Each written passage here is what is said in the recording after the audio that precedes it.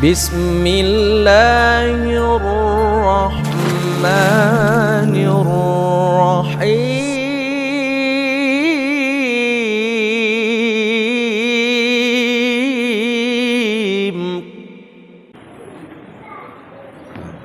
بسم الله الرحمن الرحيم. السلام عليكم ورحمة الله وبركاته. Alhamdulillah wassalatu wassalamu ala rasulillah wa ala alihi wa sahbihi wa mawalah wa la hawla wa la quwwata illa billahi wa ba'd. Alhamdulillah, di malam ini kita bisa melanjutkan kajian kita, masih membahas kitab Tauhid, dan kita masuk pada bab la yudbah lillah bimakanin yudbahu fihi li ghairillah. Bab tidak boleh menyembelih karena Allah di tempat yang di situ disembelih padanya untuk selain Allah Subhanahu wa taala. Tentu ini dari keindahan pengarang di dalam membuat bab dalam kitab Tauhid. Karena sebelumnya bicara tentang larangan menyembelih kepada selain Allah Subhanahu wa taala. Maka di sini bab selanjutnya adalah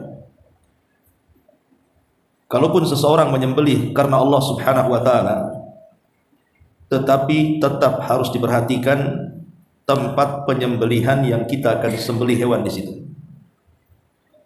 Apakah ada berhalanya atau ada acara-acara dalam rangka mengagungkan berhalanya di situ.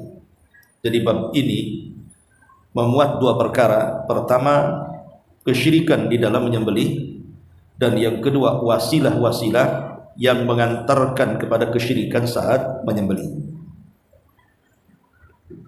Pengarang di sini membawakan beberapa dalil. Di antaranya firman Allah Subhanahu wa taala surah At-Taubah ayat 108.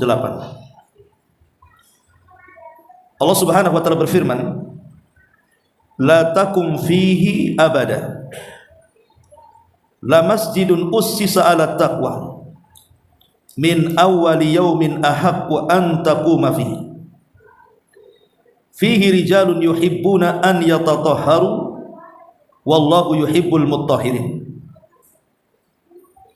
Janganlah kalian melakukan sembahyang dalam masjid tersebut selamanya. Maksudnya Masjid Dirar. Karena sesungguhnya masjid yang telah didirikan di atas dasar takwa, Masjid Quba, sejak hari pertama adalah lebih patut kamu sholat di dalamnya, karena di dalam masjid tersebut ada orang-orang yang ingin membersihkan dirinya, dan sungguh Allah menyukai orang-orang yang senantiasa membersihkan dirinya. Ma'asyiral muslimat yang muslimin wal muslimat rahimakumullah. Ayat ini menceritakan tentang dua masjid. Pertama, masjid yang dibangun di atas ketakwaan kepada Allah Subhanahu wa taala, Masjid Quba. Dan yang kedua, masjid yang tidak dibangun di atas ketakwaan, yaitu Masjid Al-Dhirar. Baik, saya akan gambarkan dua masjid ini dulu, baru masuk kepada babnya. Ma'asyiral muslimin yang dimuliakan Allah Subhanahu wa taala, kita tahu bahwa di masa Nabi sallallahu alaihi wasallam ada tiga masjid yang berdiri di kota Madinah ini. Pertama Masjid Quba, kemudian yang kedua Masjid Nabawi, dan yang ketiga Masjid Dhirar. Tapi Masjid Dhirar tidak dibangun oleh Rasul, tapi dibangun oleh orang-orang munafik. Adapun Masjid Quba, maka Nabi SAW ketika sampai dari Mekah ke Madinah dalam hijrah beliau, maka beliau kemudian singgah pertama kali di kota Madinah di sebuah tempat yang namanya Quba. Jadi Masjid Quba itu disandarkan kepada tempat. Ketika Nabi SAW sampai di Quba, tepatnya di rumah Bani Amr bin Aufin, maka Nabi SAW di sini membangun masjid pertama di kota Madinah. Dan Nabi SAW 4 hari di Kuba ini, baru setelahnya bertolak dari Kuba ke mana? Ke Madinah, ke kota. Dan jarak dari Masjid Nabawi ke Masjid Kuba, atau yang pernah umrah, ya sekitar 4 km lah. Ya cukup jauh juga. Tetapi masjid ini punya keistimewaan, karena Nabi SAW setelah terbangun Masjid Kuba kemudian membangun Masjid Nabawi itu, setiap hari Sabtu Rasul terkadang menggunakan kendaraan ataupun jalan kaki sepanjang 4 kilo itu. Terkadang beliau Nabi SAW melaksanakan sholat tiap pekannya di Masjid Kuba ini. Dan ada hadis yang mengatakan bahwa orang yang sholat di Masjid Kuba ini pahalanya sama dengan berumrah. Dan itulah masjid yang pertama dibangun Nabi SAW. Makanya kemudian masjid ini dikatakan ussisa ala taqwa dalam At-Taubah ini, diasaskan di atas takwa, karena ini masjid pertama yang dibangun Nabi. Bahkan Nabi SAW ikut meletakkan batu pertama dalam pembangunan Masjid Kuba ini. Bahkan disinilah Nabi SAW melaksanakan sholat jamaah pertama kali bersama para sahabatnya secara terbuka di Masjid Kuba. Karena memang masjid pertama, ya, yang dibangun Nabi SAW. Ini yang pertama, secara singkat saja. Kemudian yang kedua ada namanya Masjid Dira. Inilah yang berkaitan dengan bab yang kita akan kaji. Kita akan ceritakan sedikit tentang kisah Masjid Dira. Al-Hafidz Ibnu Katsir rahimahullah ta'ala ketika memberikan catatan kepada surat yang kita bahas ini, At-Taubah ayat 108 ini, beliau mengatakan sebab turun daripada ayat itu adalah dahulu di Madinah itu ada seorang laki-laki namanya Abu Amir Ar-Rahib. Abu Amir Ar-Rahib, salah satu tokoh dari tokoh-tokoh kabilah Aus. Jadi dia suka dengan ahli kitab, suka membaca kitab-kitab Taurat, sehingga kemudian dia pun tanasah dari beragama musyrik kemudian beralih menjadi orang Nasrani. Itulah Abu Amir, makanya kemudian belakangan disebut Ar-Rahib, tapi Rasul menyebutnya Al-Fasik. Abu Amir Al-Fasik.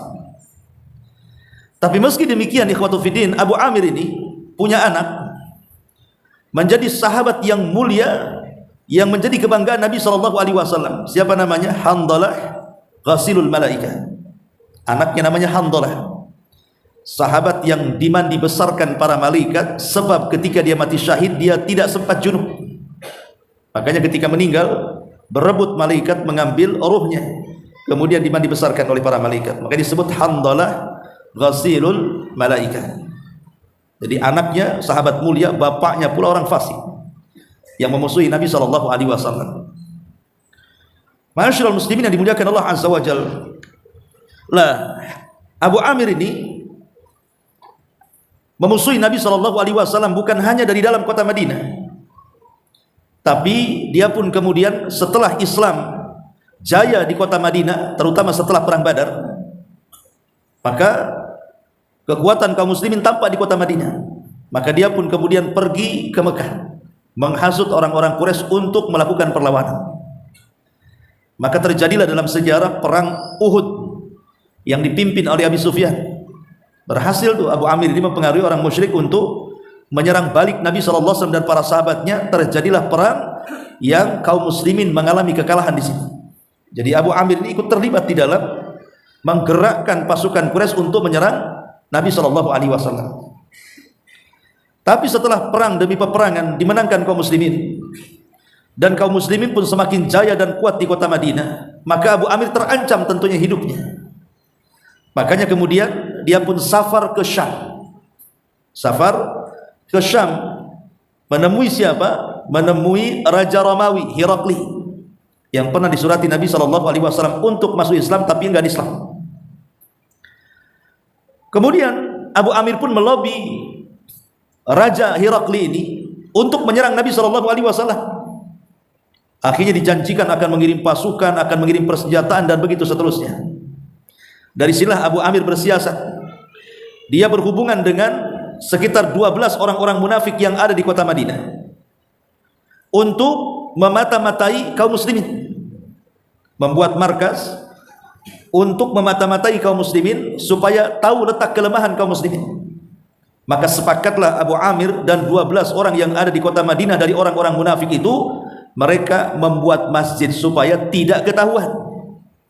Sebab kalau tempat tertentu digunakan pertemuan kan nampak kali permusuhannya, tapi kalau membangun masjid sebagai tempat markas untuk memata-matai dan memecah belah kaum muslimin kan rapi kerjanya. Akhirnya kemudian disokong dana, dikirimlah dana-dana dari Syam, maka dibuatlah masjid yang berdekatan tidak jauh dari Masjid Quba. Yang kemudian masjid itu disebut Masjid Ad-Dirar.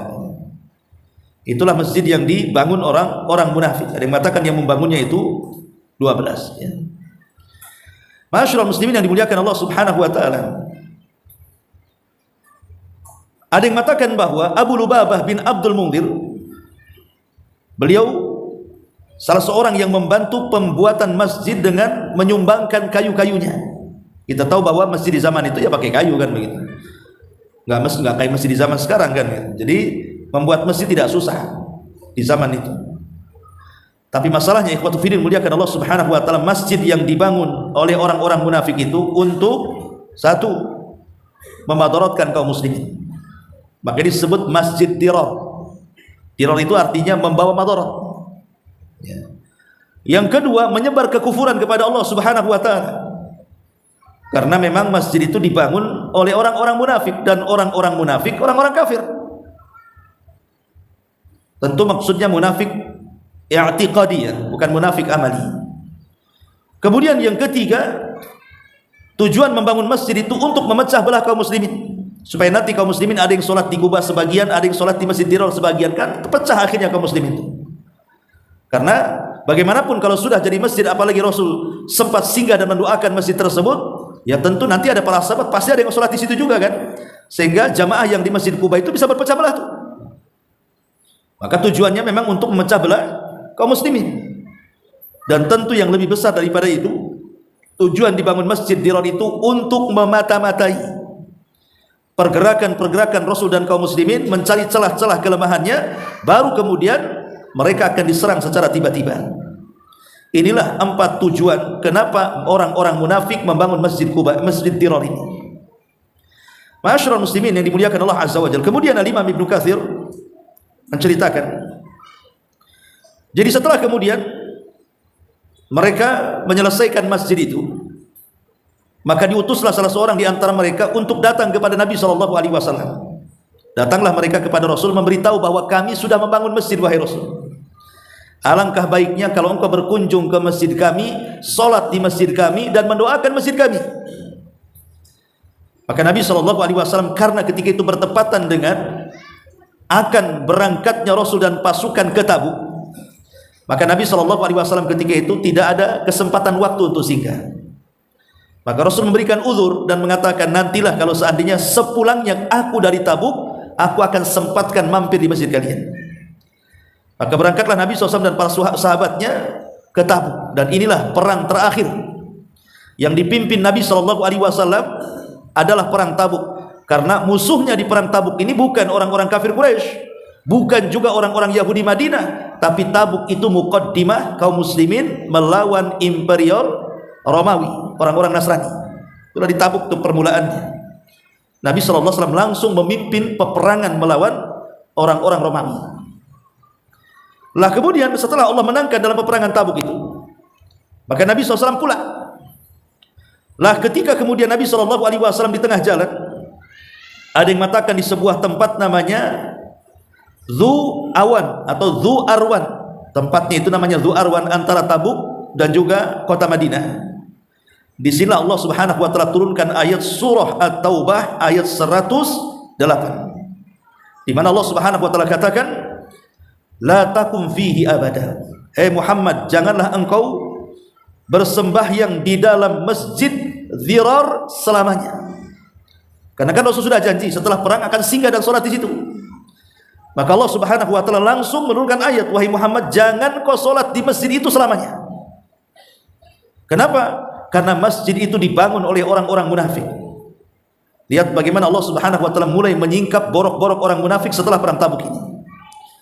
Kemudian Allah mengatakan, la masjidun ussisa 'ala taqwa.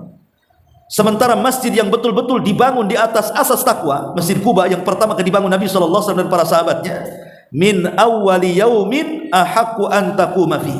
Dari mulai berdirinya masjid itulah yang layak engkau sembahyang di dalamnya. Tidak perlu kau sembahyang di sana. Di Masjid Quba saja sudah sembahyang, karena itu masjid yang dibangun di atas ketakwaan, sementara Masjid Dirar itu masjid dibangun di atas kemunafikan.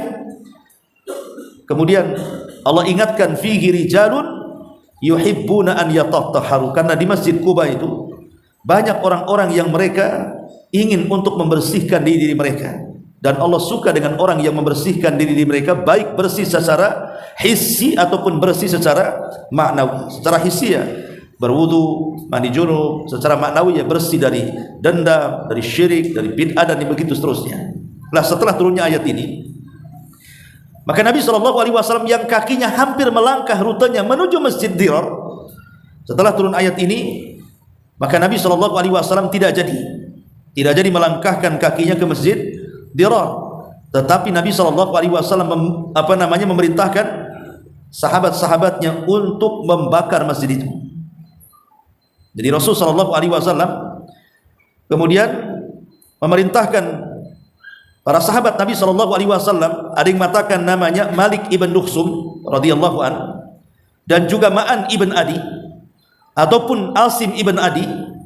Menurut pendapat yang lainnya, ada juga yang mengatakan menyuruh Wahsy itu yang membunuh paman Rasul, tetapi kemudian belakangan membunuh manusia yang paling dibenci Nabi, Musailamah al-Kadzdzab. Ya. Jadi sahabat-sahabat ini diperintah Nabi SAW untuk membakar masjid itu. Maka Malik ibn Dukhsum pun mengambil kayu dari rumahnya dan langsung menyalakan kayunya. Kemudian dibawalah kayu yang sudah menjadi obor itu. Setelah sampai di Masjid Dirar, dilemparlah kayu itu, terbakar hangus hingga roboh sampai ke para-paratnya. Itulah masjid yang pertama dibakar Nabi SAW. Kenapa? Karena itu bukan masjid, itu markas permusuhan orang-orang kafir untuk menghancurkan kaum muslimin. Makanya masjid itu disebut Dirar, masjid yang membawa bahaya bagi kaum muslimin. Ma'asyiral muslimin yang dimuliakan Allah Subhanahu wa taala. Lah, setelah kemudian masjid ini dibakar oleh para sahabat atas perintah Rasul, tentu atas perintah Allah Subhanahu wa taala, maka kemudian tampaklah borok-borok orang munafik di situ. Ketahuan bohongnya, ketahuan belangnya bahasa kitanya. Maka Nabi SAW langsung membuat keputusan tegas dan menangkap orang-orang yang membangun masjid itu. Sementara Abu Amir yang merupakan pentolannya, dia tidak berani datang ke Madinah, kemudian dia tinggal di Syam sampai wafat di Syam. Dia tidak berani pulang. Tapi putranya Handalah adalah seorang sahabat Nabi SAW yang banyak berjasa dalam Islam. Dan kalau kita menceritakan biografi Handalah, luar biasa. Mimma takhadha lil ma'asi dhiraran wa kufran wa tafriqan bainal mu'minin, nahallahu wa rasuluhu an yakuma fi ma anna salatahu fihi lillah, fadalla ala anna kulla makanin yu'sallahu fihi annahu la yuqamu fihi, fahadal masjid muttakhidun lis-salah lakinnahu mahallu li ma'siyatin fala tuqamu fihi. Wa kadza law arada al-insanu an yadhbaha fi makanin yudhbahu fihi li ghairillah kana haraman li'annahu yusbihu as-salata fi Masjid Dirar, wa qaribu min dhalika an-nahyu anis salati inda tulu'i syamsi wa inda ghurubiha li'annahuma waqtani yusjadu fihima al-kuffar lisyamsi min dunillah. Fahadha bi'tibari az-zamani wal waqti wal hadithi alladhi dzakarahu al-mu'allif bi'tibari al-makani.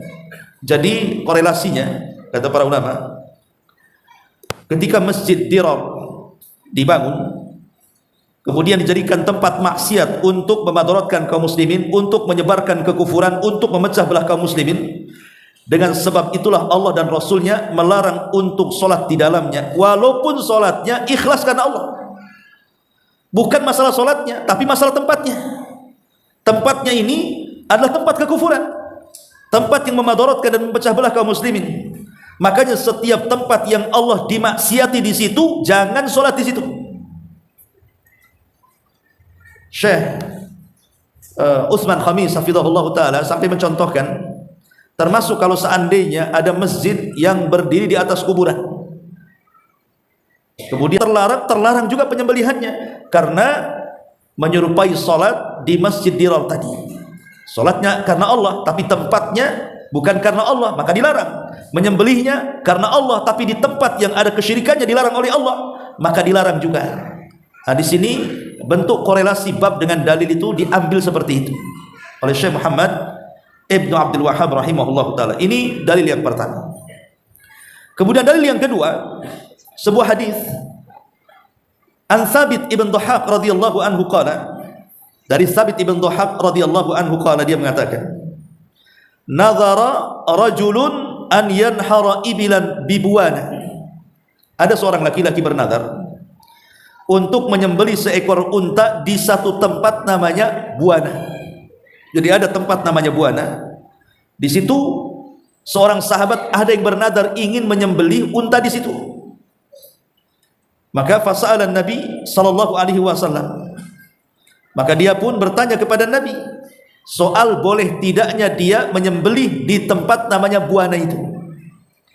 Faqala, maka Nabi sallallahu alaihi wasallam bertanya kepada dia, kenapa mesti di Buana? Kan tempat lain banyak kan itu. Kenapa mesti di Puskopkar, di Bengkong kan bisa kan itu. Kenapa mesti tidak ada berhala? Tidak ada kesyirikan sama sekali.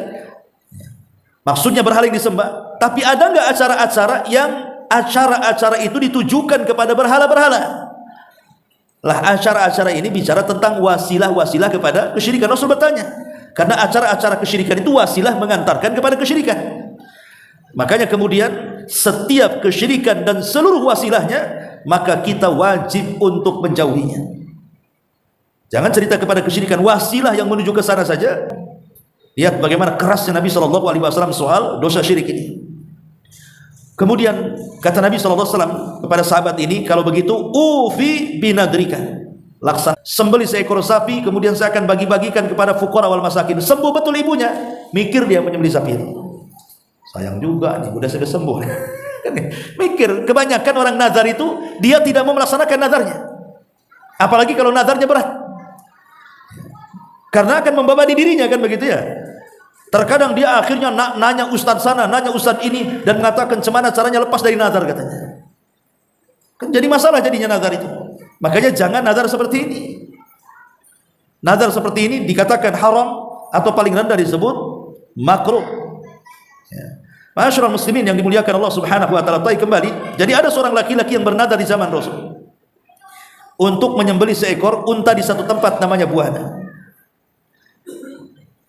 Lah, Buana ini ya satu tempat, tidak mesti di Buana, tapi sahabat ini sudah bernazar karena mau korban di situ, menyembelih wajib. Akhirnya kemudian Nabi SAW bertanya soal dua perkara, ada berhala atau ada acara. Dari sini faedahnya, ini dengarkan ibu-ibu ya. Dan yang biasa ke pasar itu ibu-ibu, sudah saya sering nasihati. Kalau beli ikan tidak ada masalah, maksudnya beli ayam, beli daging yang sifatnya disembelih. Ayam, daging kambing, daging sapi itu kan umumnya di pasar. Maka ibu-ibu harus perhatikan dua perkara. Dari dua pertanyaan Rasul ini, apakah di toko yang jual kambing atau sapi ataupun ayam itu ada berhala nggak di situ? Perhatikan Bu, kalau membeli sesuatu di pasar itu ada berhalanya nggak di situ? Jangan-jangan ada berhala kucing pula di situ, atau berhala-berhala apa di situ kan? Ya. Ini yang pertama. Oh, nggak ada Ustadz, nggak ada berhala. Tidak ada patung-patung, bersih, steril. Ya, catnya aja putih semua, nampak semua kok katanya. Oke. Kedua, ada enggak acara-acara yang acara-acara itu dilakukan oleh pemilik ruko? Umpamanya yang punya ruko ini orang Cina, agamanya bukan Muslim, agamanya musyrik. Sementara yang sewa rukonya itu orang Islam. Tapi masalahnya, umpamanya di situ suka diadakan acara. Itu ada enggak acara di situ? Ya. Maka jangan sampai kemudian ibu pulang tidak bawa daging, malah pulang bawa bangkai pula. Karena sembelihan kepada selain Allah Subhanahu wa taala itu tidak halal dimakan. Makanya tolong perhatikan kalau membeli sesuatu, terutama yang berkenaan dengan sembelihan. Karena ini akan dikonsumsi, mana masalahnya. Lah Nabi SAW ditanya tentang dua perkara. Soal berhala ada enggak di situ? Yang kedua, acara-acara penyembahan kepada berhala ada di situ. Kalau tidak ada dua-duanya, monggo silahkan beli di situ. Ma'asyiral muslimin yang dimuliakan Allah Azza wa Jalla, sedikit faedah dari hadis ini tentang macam-macam nazar. Macam-macam nazar. Pertama, nazar itu apa? Ma yajibul wafa'u bihi, apa-apa yang wajib ditunaikan. dan itu nazar yang sifatnya ketaatan kepada Allah. Jadi kalau umpamanya antum bernazar, lillahi alayya nadrun, ya Allah saya bernazarlah tahun ini kalau dapat rezeki saya ingin menyumbang fakir miskin. Maka ini kan sebuah kebaikan karena tidak ada barter kan. Maka nazar taat seperti ini dipuji pelakunya dan harus dilaksanakan. Kalau tidak, maka dia harus membayar kafarah sumpah. Apa kafarah sumpah? Memberi makan 10 fakir miskin, kemudian atau memberi pakaian kepada 10 fakir miskin, ataupun dengan cara memerdekakan 1 orang budak. Itu disebut kafarah. Berpuasa dulu 3 hari berturut-turut. Kalau tidak bisa berpuasa 3 hari berturut-turut, baru memberi makan atau memberi pakaian fakir miskin, dan yang ketiga memerdekakan seorang budak. Itu namanya kafarah sumpah. Kalau orang tidak bisa melaksanakan nazarnya, maka dia harus berkafarah. Yang kedua, haram dilaksanakan nazarnya kalau nazarnya itu dalam rangka bermaksiat.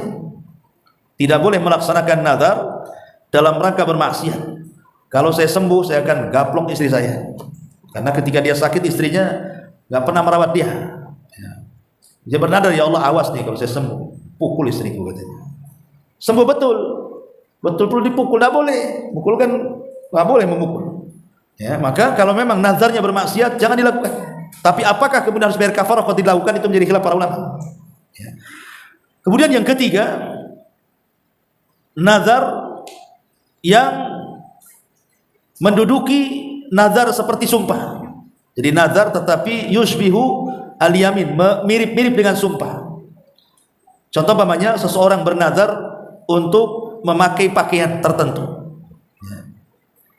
Demi Allah kalau kamu nikah, saya akan pakai pakaian hitam dari atas kepala sampai kaki. Lah, hitam itu kan kalau saya mati, ya pokoknya itulah pokoknya. Jadi kalau dia bernazar seperti itu kan sumpah namanya kan. Kalau seandainya dia tidak melaksanakan, berarti bayar kafarah kan. Kemudian yang keempat ada namanya nazar tetapi sifatnya ghadab. Nazar ghadab, nazar marah, ya. Nazar marah itu namanya seandainya seseorang mengatakan seperti ini, telah terjadi hari ini peristiwa ini dan itu. Kemudian dia mengatakan, mana ada itu. Kemudian dia mengatakan, bagaimana kalau apa yang aku ceritakan itu benar? Maka dia mengatakan, kalau yang kau ceritakan benar, besok Kamis aku puasa, umpamanya. Nah ini kan dia bernazar akan puasa kalau peristiwa yang diceritakan kawannya itu benar. Contoh saja ini ya, sambil marah-marah gitu ya. Maka ini pun kalau tidak dilaksanakan, dia harus membayar kafarah sumpah. Termasuk nazar mutlak. Kalau nazar mutlak seperti ya nazar mutlak tadi, nazar dalam rangka ketaatan kepada Allah. Kalau saya punya rezeki, saya bernazar, ya Allah saya akan bangun masjid, saya akan bangun sekolah, saya akan sumbang ini, sumbang itu, dan begitu seterusnya. Nah ini nazar mutlak. Kalau sampai tidak dilaksanakan, sekali lagi tetap bayar kafarah. Baik, masyarakat muslimin yang dimuliakan Allah Azza wa Jalla, baik kita ambil faedah sedikit pada waktu dari hadis yang kita baca ini. Apa faedahnya? Yang pertama, wajib melaksanakan nazar. Kemudian yang kedua, seorang mufti harus teliti ketika memberikan fatwa. Jangan asal menjawab pertanyaan dari seorang yang datang kepada seorang mufti, tapi detailkan pertanyaan itu supaya jawabannya jelas. Makanya Rasul tidak langsung menjawab, tapi dirinci dulu, ada nggak patung, ada nggak acara, baru Rasul menjawab. Maka kita pun sama, kalau menjawab sesuatu, tanya, detailkan dulu pertanyaannya apa, supaya jangan salah jawab. Ya. Kemudian yang ketiga, bolehnya ta'yinul makan awiz zaman fin nadri. Bolehnya menentukan tempat ataupun waktu untuk bernazar. Sebagaimana orang ini kan menentukan tempat di Buana, tidak ada masalah.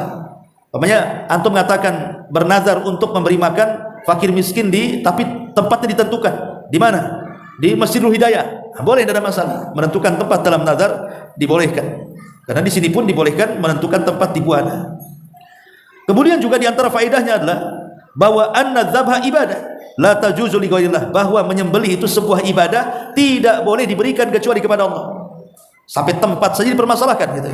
Supaya betul-betul penyembelihannya itu mentauhidkan Allah Subhanahu wa taala. Makanya juga di antara faedahnya annahu la yuzbah lillahi bimakanin yuzbahu fi li ghairillahi azza wajal li anna hadza min wasaili syirki.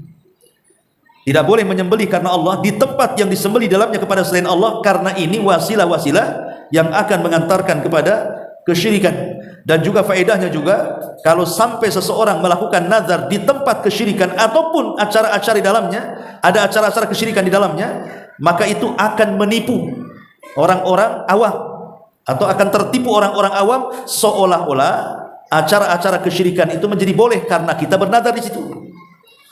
Dan ini juga tentu akan menyerupai orang-orang kafir. Kalau kita tetap melakukan nazar di tempat yang ada kesyirikannya, itu menyerupai orang-orang kafir. Kemudian juga di antara faedahnya adalah dalilu ala tahrimin nadril maksiyah, haram hukumnya bernazar dalam rangka kemaksiatan kepada Allah Subhanahu wa taala.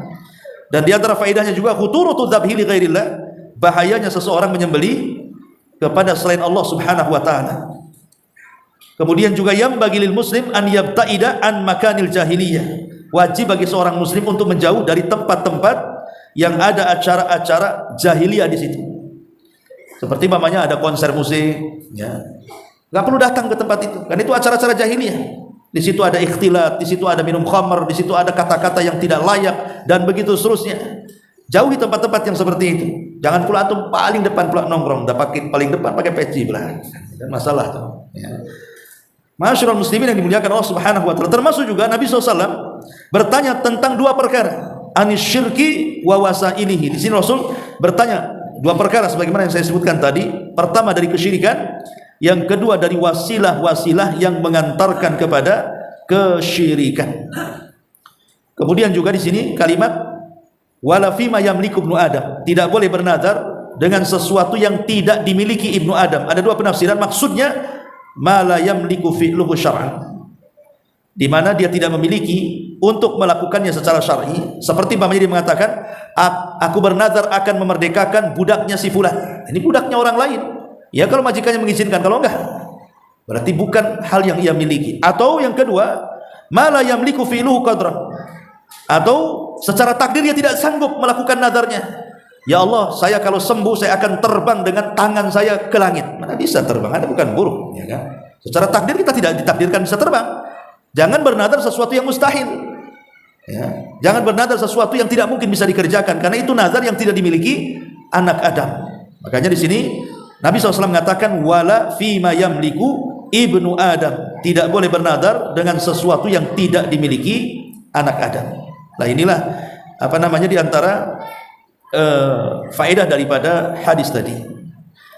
Masyarul muslimin yang dimuliakan Allah Azza wa Jalla. Adapun orang-orang yang mereka tidak sanggup melaksanakan nazarnya, maka kewajiban bagi orang yang tidak sanggup melaksanakan nazar, maka dia harus membayar kafarah sumpah.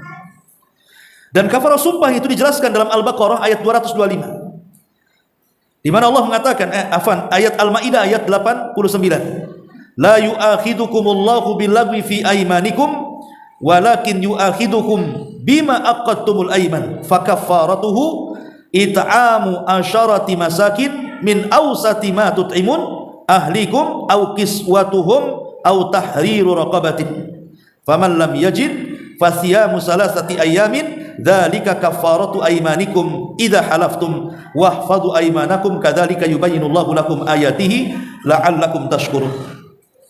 Allah tidak menghukum kamu disebabkan sumpah-sumpahmu yang tidak dimaksud, tetapi dia menghukum kamu disebabkan sumpah-sumpah yang kamu sengaja. Maka kafarahnya atau tebusan yang melanggarnya, ia memberi makan 10 orang miskin, yaitu dari makanan yang biasa kamu makan atau yang dimakan keluargamu, atau memberi pakaian kepada mereka, atau memerdekakan seorang budak. Barang siapa yang tidak sanggup melakukannya, maka kafarahnya puasa selama 3 hari.